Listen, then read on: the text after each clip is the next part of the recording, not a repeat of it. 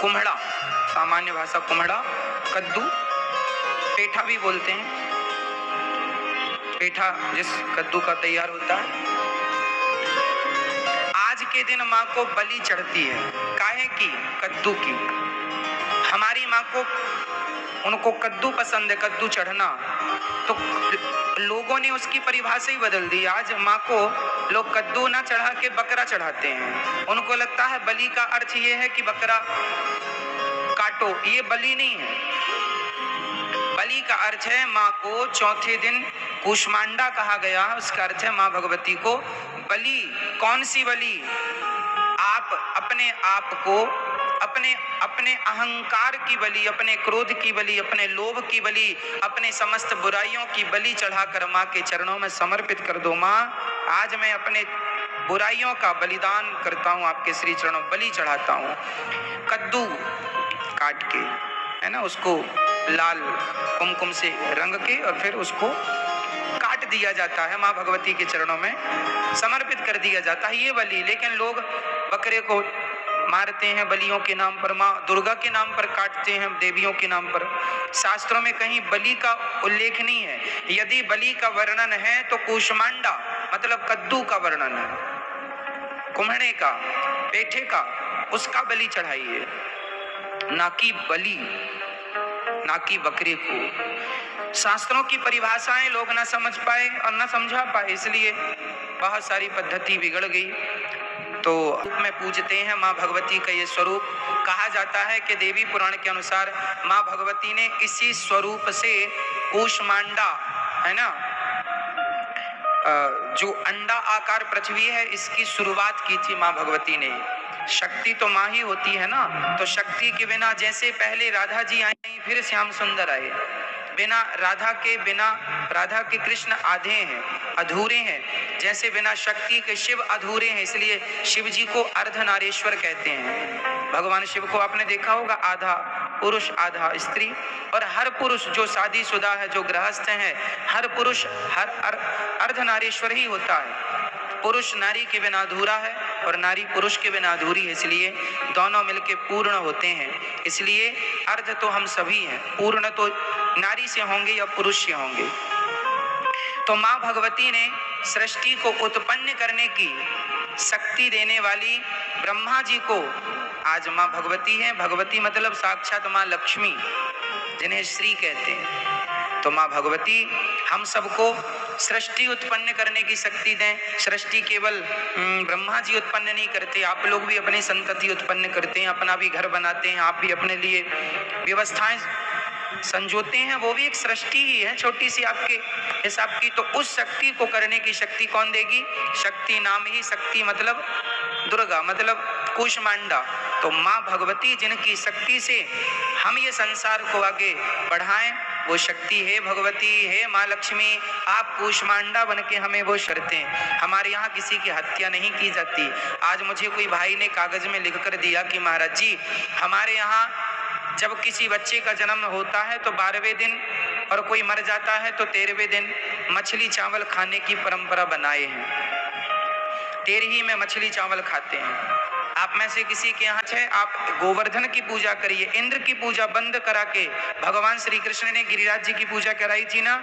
उसी प्रकार अपने स्वाद के लिए, अपने स्वार्थ के लिए किसी जीव की हत्या करना कहीं जायज नहीं है, कहीं नहीं लिखा। इसलिए ये गलत परंपराएं तुरंत इन्हें खत्म की जाए।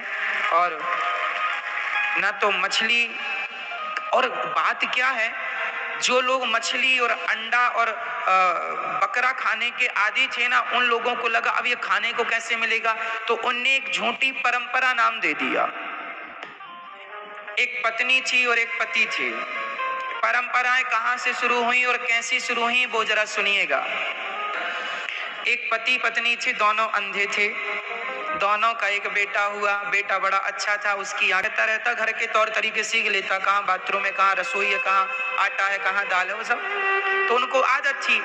तो वो अपना रोज महिला जो अंधी थी वो आटा गूंथे और रोटी बनाए। एक दिन उसके चौका मतलब रसोई, एक दिन उसकी रसोई में बिल्ली आ गई, और बिल्ली आई तो सारा दूध पी गई। अब उसने कहा, सुनो जी, अपने अंधे पति को बुलाया, यहाँ आओ।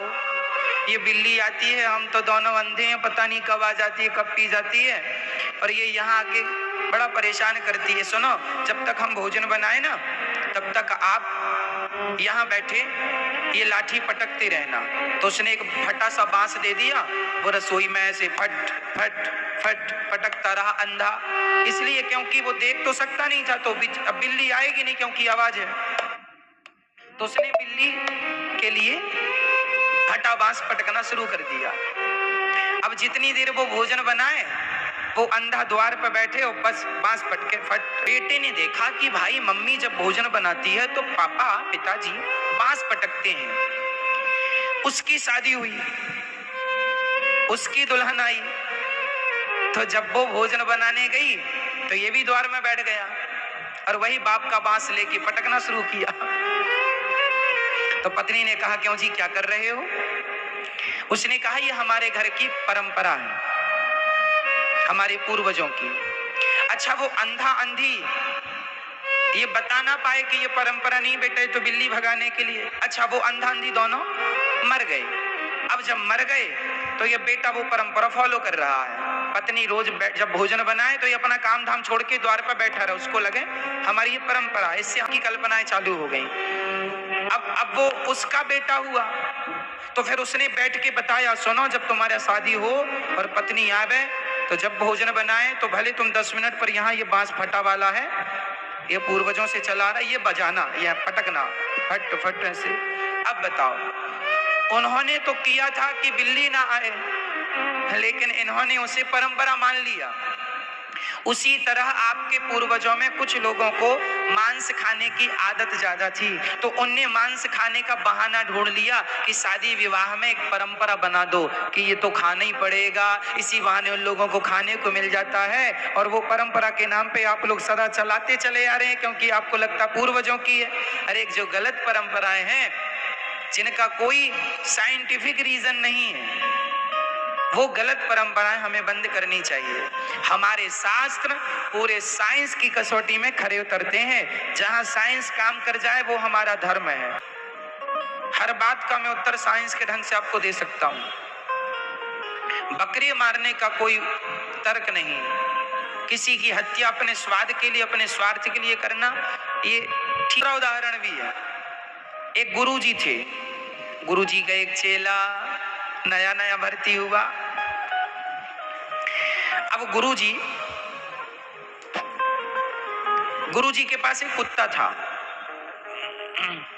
अब गुरुजी जब भी ध्यान में बैठे तो कुत्ता पास में आके बैठे, और गुरुजी का जो पूजन का पानी था, उनका जो झोली माला थी, वो चाटने लगे। तो गुरुजी बोले, राम राम। अच्छा, वो तो साधु थे, कुत्ता ठीक है भाई, लेकिन ये चाट रहा है हमारा बर्तन, ये ठीक नहीं। तो गुरुजी क्या करें, रोज पूजा शुरू करने से पहले वो कुत्ता को पीपल के पेड़ में बांध, वहीं पीपल लगा था, तो पीपल के पेड़ में वो कुत्ते को बांधते।